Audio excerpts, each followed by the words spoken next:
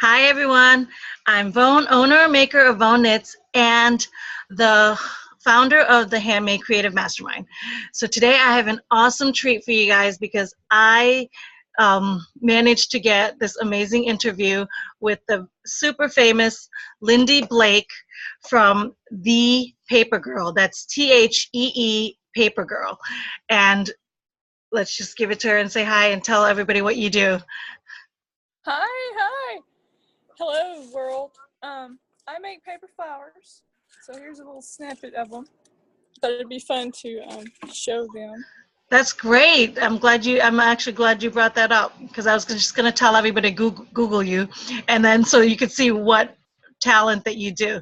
I actually Lindy and I met via internet when she ordered one of my scarves, and she was the very first person to order a scarf, a very first stranger to order. I had one friend order it before so that I knew what Etsy looked like when somebody ordered, but Lindy was the first person to order my scarf, and I remember getting that ding and that cha-ching.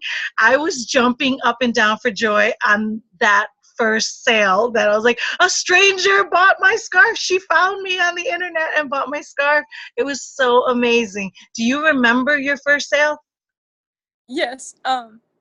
It was every sale's like that. Cha-ching is like ah. Yes. But my first real sale, was very similar to that.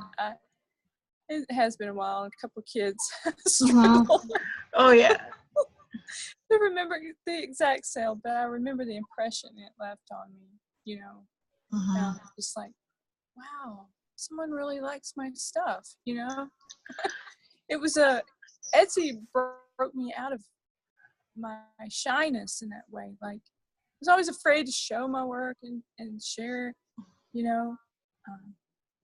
but as I kept having sales, I kept gaining confidence that, hey, people like my stuff. I should keep making stuff, and it just grew from there. Yeah.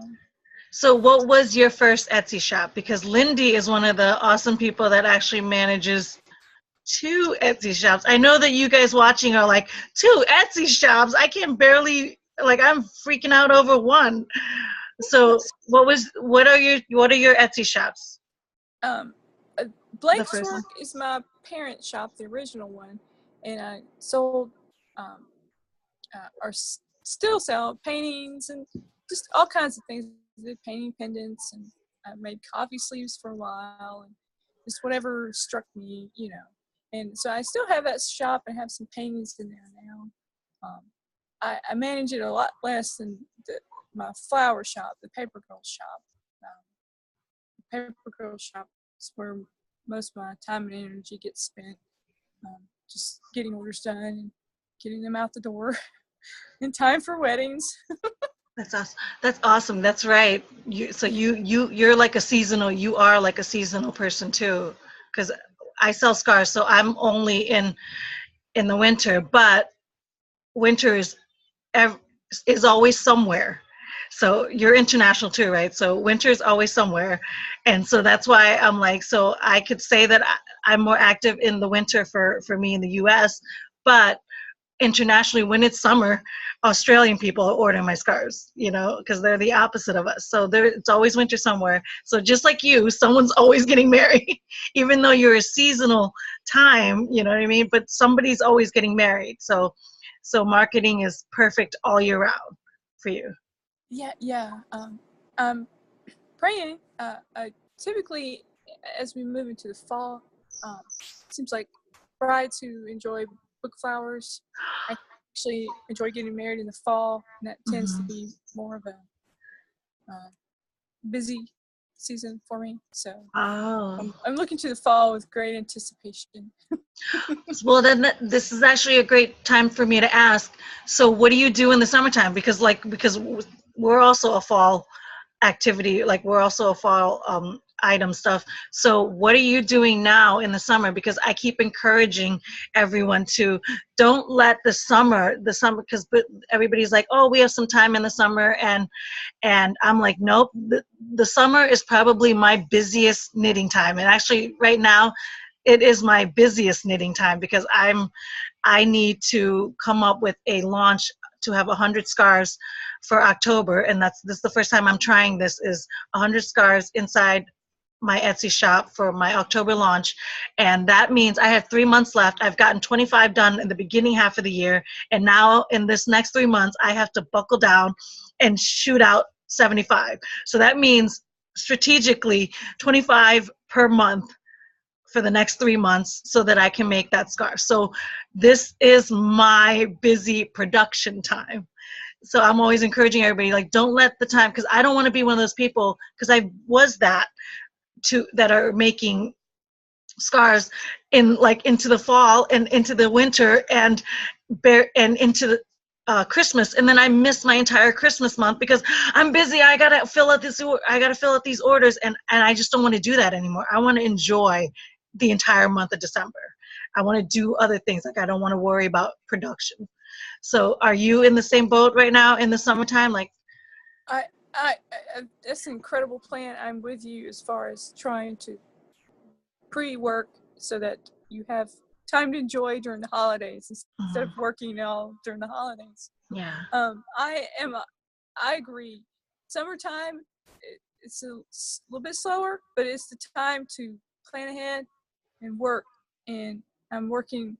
I always like to be in a craft show in fall, and I'm working on inventory for that craft show, where I'm making paintings and pumpkins and just all kinds of crafty things, that aren't really flower related, but that I enjoy doing.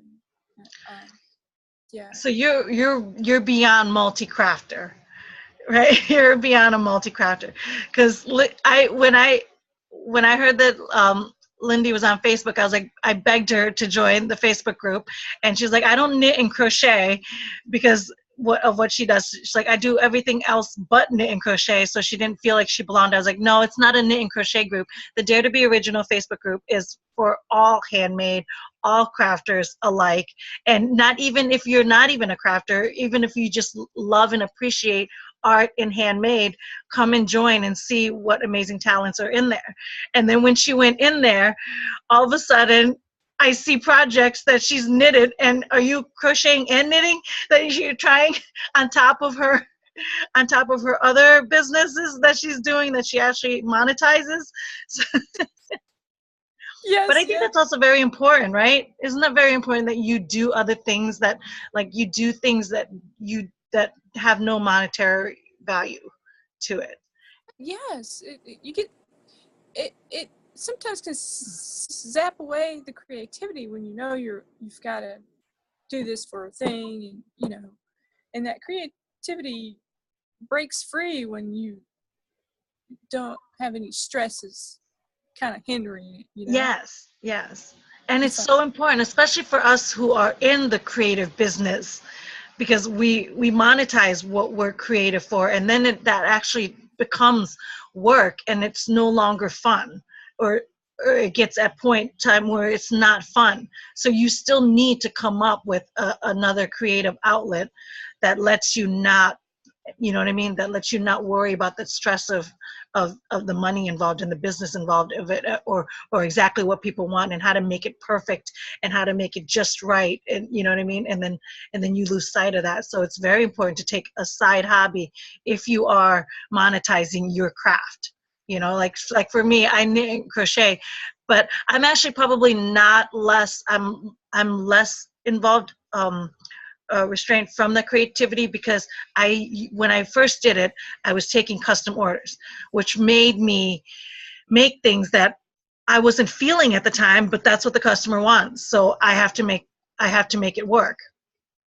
But now I've decided to change my my business model plan, where I will only make what I want to make and stay creative. But that means my sales have limited, because now I'm pushing away the customers that want stuff that I'm like, nah, I'm find somebody else. There's a billion of other creative people that can do, that will do exactly what you want. You know what I mean? I'm just going to stick with what I'm, so I end up essentially, the trade-off is that I turn away customers because I would rather make what I want to make. That's probably not the best business model, you know what I mean, that you want to follow, but that's essentially what I want to do, so to keep my sanity, because I want to keep knitting and crocheting my creative outlet, you know what I mean? Whereas for you, so that's why I think that's perfect for somebody like you, where I know you love to make your flowers. I know you know what I mean, you get joy out of doing that, because essentially every customer, like, they can do custom orders where they pick custom books that are their favorites, and then you're making them out of that, right? And then so you're living that creativity. But if you're not feeling that book or don't have anything, so you kind of just have to like muster through, but you also have other creative outlets that you express them in, right? Yeah, yes, always precipice, the right word. You know, something new. Just the love that you're creating something, you don't know how it's going to be until it's here and you've made it. I just love that, being on the edge of something new. Um, when I think that's why I create so much. Is I want I want to see it come to life. You know, I want to see it be here, from here, out of my head into my hands, kind of thing. Um, That is the magic of handmade. That I love. That's the magic of handmade. That's why I love creativity. I love, like, when we're makers, because I'm like, as a maker, you are essentially starting with nothing and you've created something. You know what I mean? Like, and um essentially, the magic of what you're doing is you're taking books that people love, that they carry in their heart, and the stories that they've had over time, and then you've turned it into something even more beautiful and lasting for them, that they can, you know what I mean? Like, that's a beautiful thing. I'd love to hear more about that aspect of what you do and what my my favorite my favorite I don't know what to call it. I'll call it a story, but one of my brides purchased a custom book. I don't remember the book, but she wanted it for a bouquet. And what it was is, her and her husband had met in line at the bookstore purchasing the book. They were both purchasing the same book. And so that's how they met. And so she wanted that book as her bouquet. And I just was like, oh, it's just epically romantic, you know. And so now they're married over a book, and she has a bouquet Oh my of gosh, her book. I got chills like all running down my spine over that story. That's amazing. Like, I got chills from that. That's essentially, that's why, this is why Lindy has been doing this how many years? Uh, 6 years for my flowers. 6 years for the 2011. flowers. This is why, like, businesses last, when you're actually creating something that touches and is meaning for people. I'm always telling everybody in the Facebook group and the mastermind is that we're not selling products. We don't sell products. We sell feelings, and we sell outcomes, and we sell, like, memories. We sell, you know what I mean? We sell, like, that's what people buy for. When I'm buying something, I'm not buying a product. I'm buying something, that how it's going to transform me, how it's going to make me feel. When I go and look for a shirt, it's not because I like the shirt or the brand. It's because of how I feel when I put the shirt on, and what it makes me feel, like the confidence that brings me. When you get, like, you know what I mean, like, when we buy products, or essentially when we buy programs, or whenever we give away money, of our hard-earned money, it's because we are looking to receive a feeling, an outcome, you know what I mean? And that's essentially what we're doing. So if you can, once you get that, that's when you become successful. Once you actually know how to monetize that feeling, and that's essentially what you've done, because that story is amazing. And now you've made their eternal, you know what I mean? Like, you've made that moment that they met into something that they can look at and see for life, and you made it into this gorgeous, beautiful flower that will never die. Wow. It, I Did you know you were doing that, Lindy? I mean, your fear always is trying to creep in, so you fear, like, am I doing good enough? Is this good? And to hear someone express to me what I've done, just really helps me understand that I am doing something, that's meaningful and reaches out to others. I'm Exactly. inspired by you because, you're sharing what you've learned, what and you're helping others, because we're all in this together, and I'm just so encouraged by that. I want to be that as well, help others, because it can be done, and it's fun. It's a lot of work, Mhm. but it's so rewarding. Work is rewarding.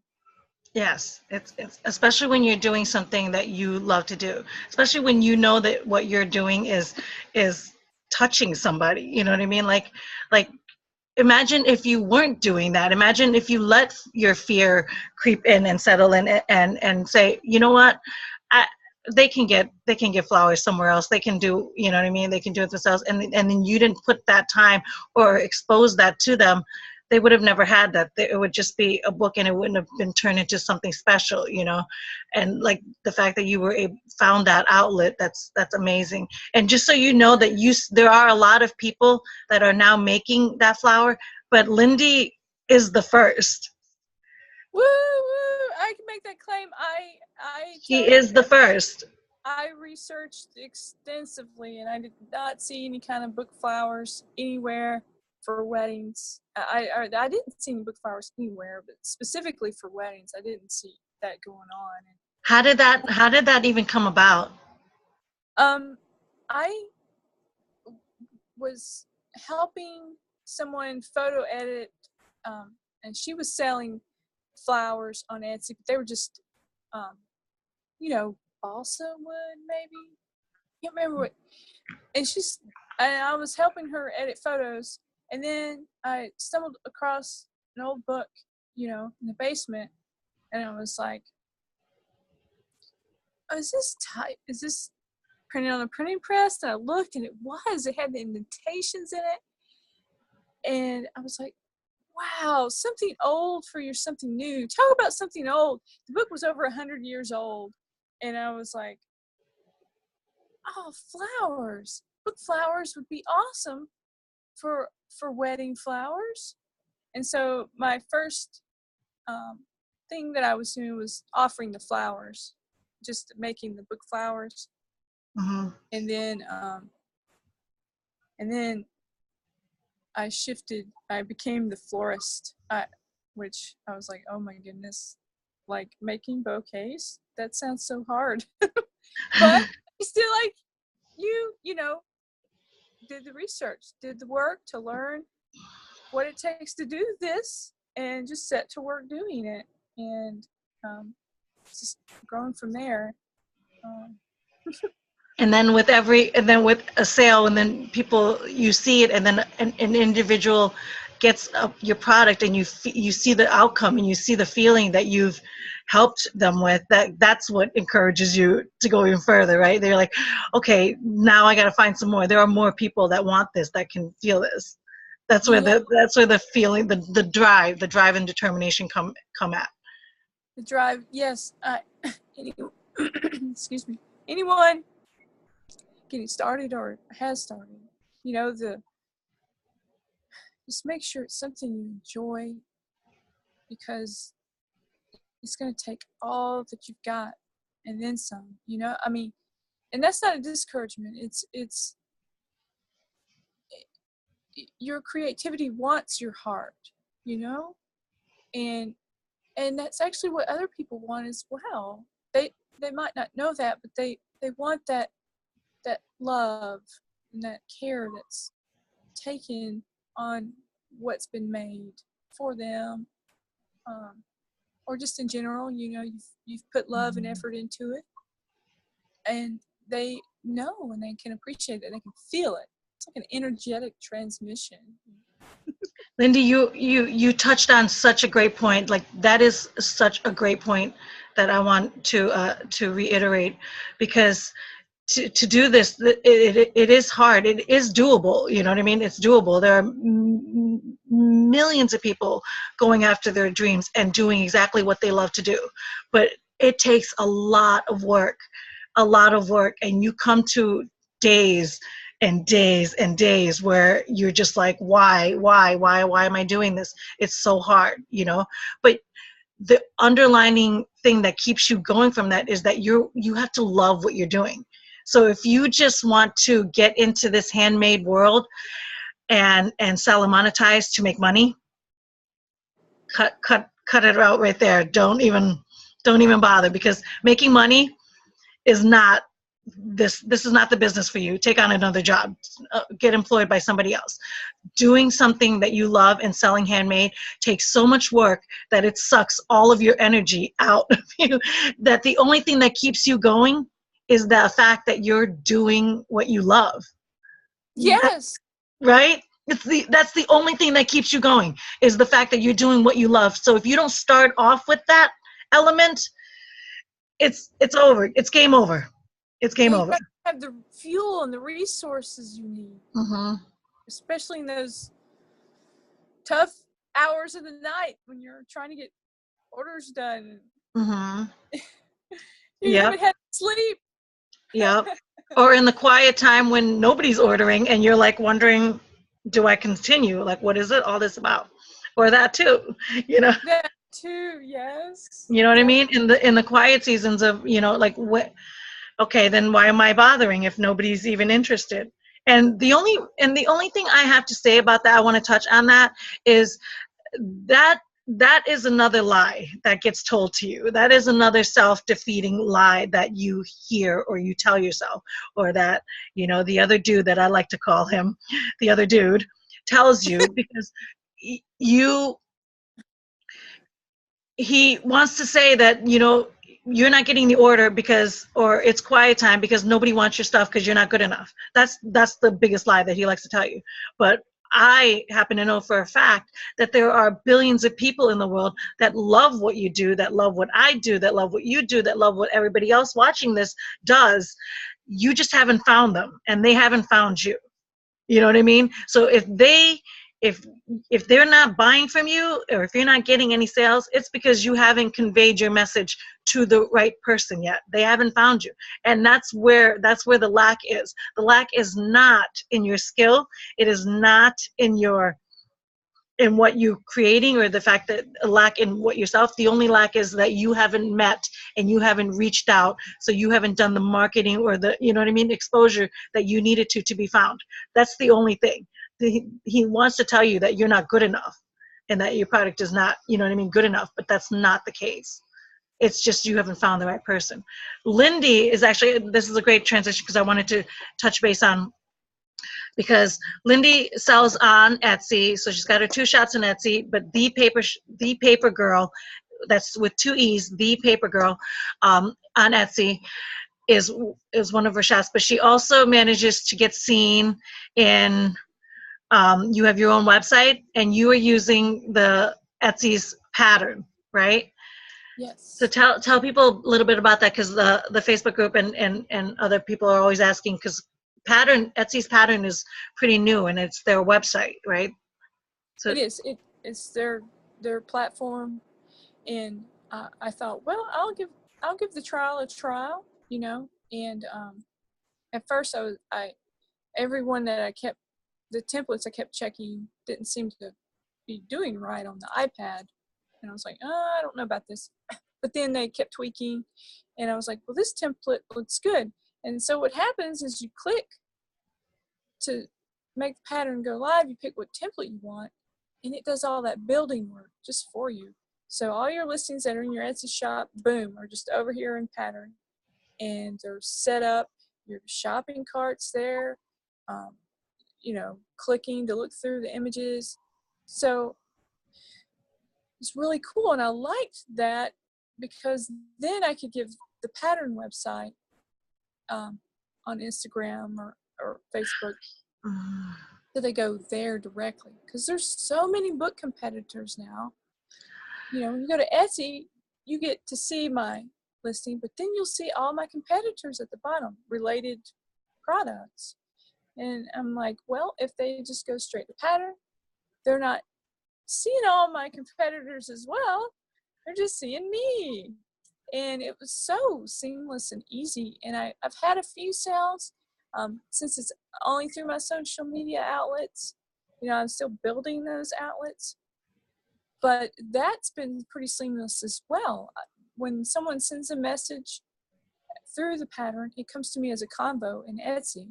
And I just reply to the convo, and it goes back to them. And the same as sales, and it comes through like a guest. They have the new guest functionality on Etsy, where if a guest wants to purchase, they don't have to sign up for Etsy. And I've actually seen a sale come through that way. So I'm excited about that now guests don't have to opt into Etsy to make a sale. They can just peruse and grab something and go. But for me, you know, have I made back what I've spent? No, I haven't made back what I've spent as far as purchasing it monthly. But I feel that's because I haven't the social media outlets developed well enough to have the traffic for that conversion to make sense or to work. You know, I'm solely Etsy. You know, I need to diversify. Lindy, that's a bunch of great nuggets. I'm so glad that you talked about that, because I never looked at it in that way. And just so you know, I've never, for what I put into my website through WordPress is free, but my themes that I've bought to get my website, and now I just bought the new Divi theme this year. So I've already, like, I paid for another theme before, and I've never made any sales on, well, that last theme I didn't even have a shopping cart, and this new theme that I have is on a shopping cart. So I'm just so you know that, like, you can look at it the way Lindy did it, where you're paying monthly for a Pattern. Is that what you're doing? You're paying a monthly fee for Pattern, and it's up to whatever, you know what I mean? Like, they have different levels. Do they have different tiers? Or is it just one flat rate? Do you know? I believe it's the one flat rate, and I can't remember how much it is. Is it like $15 a month? 14. Is it $14.95 a month? I feel like.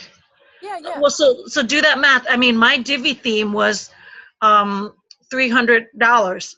So but I chose to pay it up front, and I'm doing it this way. So you know what I mean? And then so somebody who's considering getting their own website, which I highly encourage, just like you do, because you got to get something outside of Etsy if you're in Etsy, because Etsy is a great platform because it drives all that traffic, you know, just like with you, like only few people know about your website, just like only a few people know about my website. I have a better chance of getting seen through Etsy, even though you're fighting through all that SEO nonsense. But there's still traffic going in that way better than you having to work 1,000 times harder with social media to try to get them onto your website. But you need that website, you need it. So I'm always encouraging them, whether if they don't go with Pattern, or they don't choose to pay for a website like the way I've done it, do the free WordPress, do anything to get a blog. There's so many free stuff. Wix has free stuff, you know what I mean? And just anything that you want to continue to promote and push your website, push your side, and let Etsy do their Etsy stuff. You pay Etsy fees so that they can drive traffic to you. Like, let Etsy work on the marketing of their own stuff, you know what I mean? And you just sit there as your shop. But your energy and marketing should be driving it to your website, to your own stuff, to your own platform, whatever it may be. And even if it's not, then it's Facebook or Instagram, because we have a lot of members that sell successfully on Facebook and sell successfully just through Instagram. you know. And of course Just the new, and of course the new thing is, well, not the new thing, it's new to me because I haven't dove into it, is Pinterest. Are you on Pinterest? Are you doing any marketing on Pinterest? I just had research about Pinterest this week. I have a Pinterest page, but I haven't really ever done much with it. And I was looking at, tips and techniques on growing Etsy information. It said get on Pinterest and build your boards of each of your shop sections. And I was like, well, I can do that. And that just gets the stuff out there on Pinterest so that if other people stumble upon it, they can pin it. And I enjoy Pinterest, but I just haven't done much building. I discovered Instagram and I just fell into it. I mean, You just fell into Instagram? Yeah. Just love it. We're gonna need to talk on the side about you, because I think you would do amazing in Pinterest, just because you're in the wedding business and creating your like, you know what I mean, like Pinterest, like that's an open market that you need to get on. And this is the what is the saying, because I'm not doing it, but do what I tell you, Lindy, but don't do what I do. Do what I say, just don't do what I do. Because I'm like, dude, you got to get on Pinterest, because when people are in weddings or planning a wedding, that's what they're using. They're using Pinterest. They're using Pinterest to create their wedding mood, their wedding board. That's where you need to live. We need to talk on the side, and I will give you everything I know about Pinterest that I'm not doing, but I know exists and that can work for you. Pinterest boot camp. Because with Pinterest, when you're creating your boards, it's not necessarily just creating flowers, and they tell you to sprinkle in everything, but there's so many facets to wedding to begin with, so that you can do, literally, you could pick your bouquet and create an entire wedding theme just around that by pinning other people's stuff and driving market, but sprinkling in your flower to match that theme. So your boards should be all about different wedding themes. Thank you, Vone. You know what I mean? And then, so you don't have to worry. What you're doing is you're essentially pinning everything that is correlating with that theme, not your competitors, but with that theme. And you can sprinkle all your flowers to add to that theme. Because the market that you're in with weddings, you should be creating wedding theme boards out the wazoo, and let that work. That's where your energy needs to be. That's an action item for today. Yeah. At least one board built. One board, one theme, and let it go. And the best part about Pinterest, outside of that beats Instagram and Facebook and Twitter and all the other social media platforms, is they die down. They have second, you know what I mean? Where Pinterest has a 10-year expansion, because whatever you pinned 5 years ago, whatever board you have, it still lives. It still lives as if you just did it yesterday. It's still relevant as if it was just created. Where Pinterest, where Instagram and Facebook, they've scrolled down. They have like a 3 minute second rate, you know what I mean, ratio, and then they're gone. They go and nobody sees it again. But Pinterest sits there, those boards and those themes sit there forever. You know what I mean? So when you have the right theme and the right person getting married, and they want that theme, boom, your board's up. And all your stuff and you've got it laid out for them. You've got everything laid out for them. You know what I mean? So, and it helps others, because you're tying. Hey, your yes, napkin rings go well with my flowers, or your candelabras. And that kind of thing. Yes, it's awesome marketing. It's awesome that, with Pinterest, you're helping other people, you know what I mean, get their stuff seen too. And essentially, when their rings are doing well, guess what they're going to go, hey, there's these awesome book flowers that would go great with your theme, that's way better than flowers that die anyways. You know what I mean? So if you're going to pay hundreds of dollars on, you know what I mean, why not cut your costs and then have something live forever? So why isn't everybody walking down the aisle with their favorite books? Right, Lindy?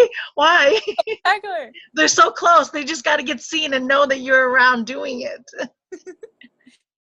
it is very much like that, being seen. It's a sea, like you say, it's a sea of opportunity, Mm-hmm. and you're the little fishy jumping out of the water so that others be like, look at that rainbow fish or something. Mm-hmm. Making an analogy. Yeah. The market is totally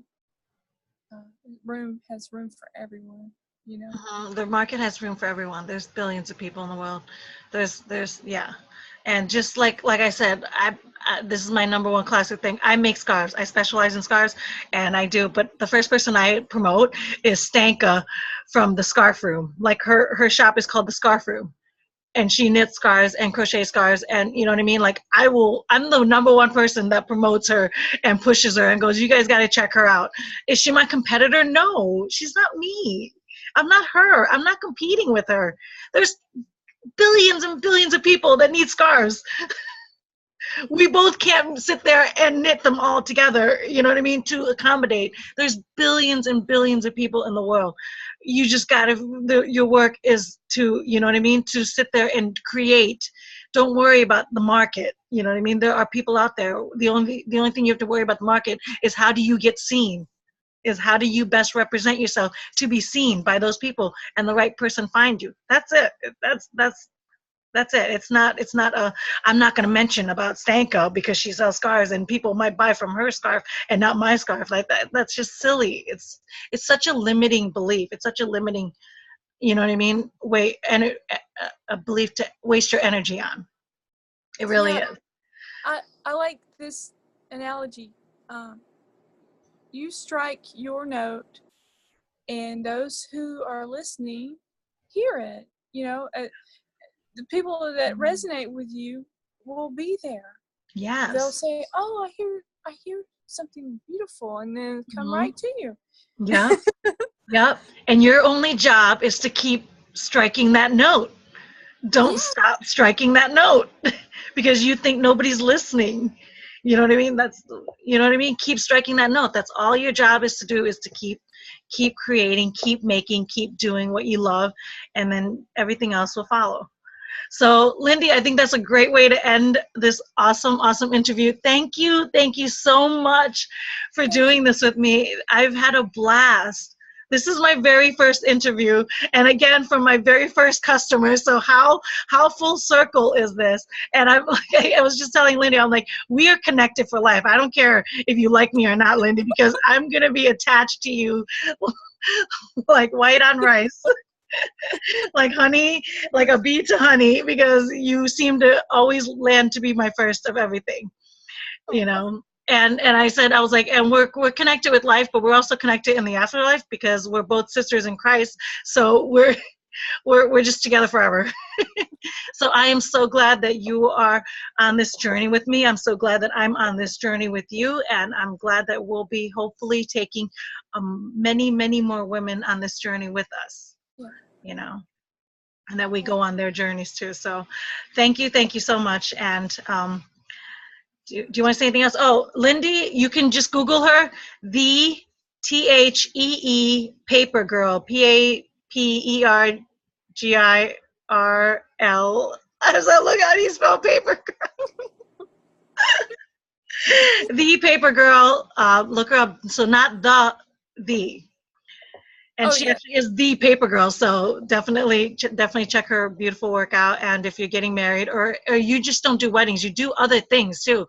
So if you guys have like theme parties, I'm sure she makes tiny little bouquets for like little like theme parties. Do you do that yet, or am I giving you something else Oh, to that's work great. on?